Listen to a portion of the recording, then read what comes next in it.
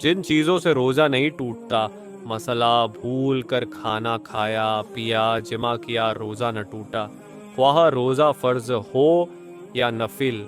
मसला मक्खी धुआं गुबार हलक में जाने से रोज़ा नहीं टूटता, ख्वाह व गुबार आटे का ही क्यों न हो जो चक्की पीसने से उड़ता है।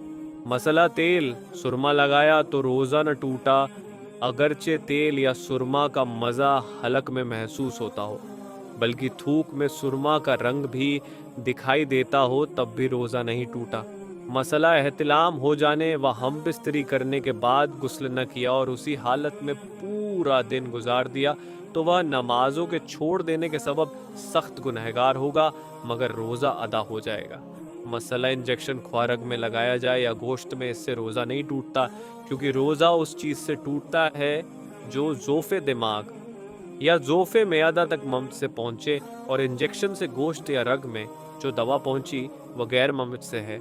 लिहाजा रोज़ा की हालत में खून नहीं निकलवाना चाहिए कि रोज़ा की हालत में ऐसा काम मकरूह है जिससे कमज़ोरी आए। रग के ज़रिए खून चढ़ाने से भी रोज़ा न टूटेगा। मसला मंजन करना रोज़ा की हालत में मकरूह है, बल्कि इसका कोई ज़र्रा हलक से नीचे चला गया तो रोज़ा टूट जाएगा।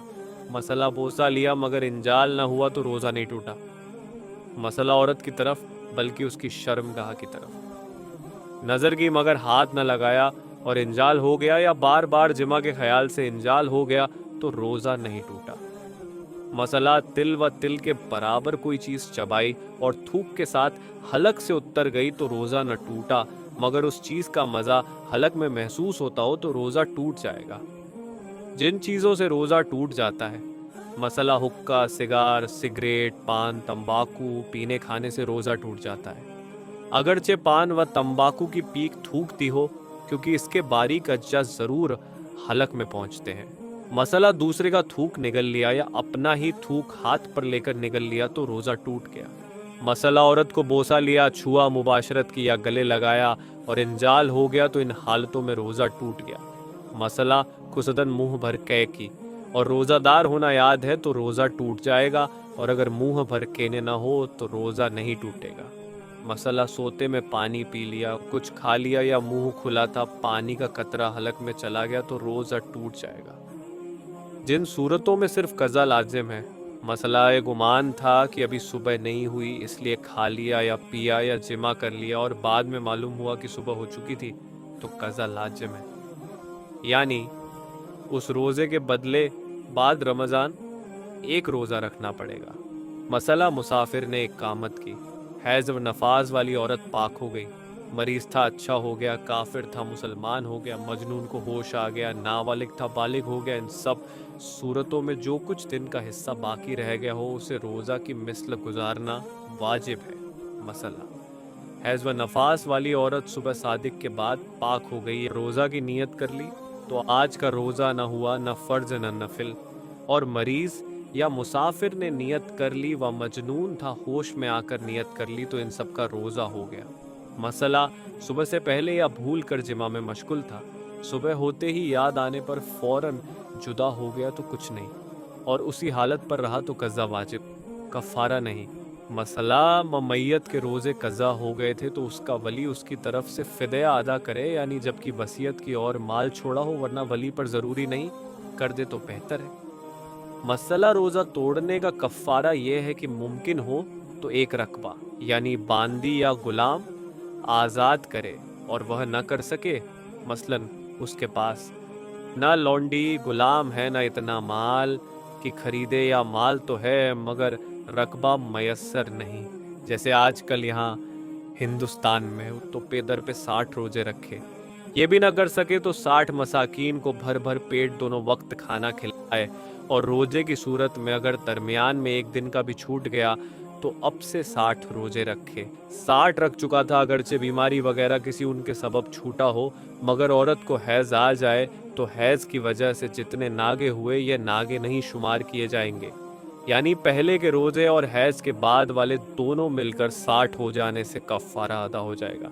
बहार शरीयत मसला अगर 2 रोजे तोड़े तो दोनों के लिए 2 कफ़ारे दे, अगरचे पहले का अब भी कफ़ारा अदा न किया हो, यानी जबकि दोनों 2 रमज़ान के हों, اور اگر دونوں روزے ایک ہی رمضان کے ہوں اور پہلے کا کفارہ ادا نہ کیا ہو تو ایک ہی کفارہ دونوں کے لیے کافی ہے بہار شریعت۔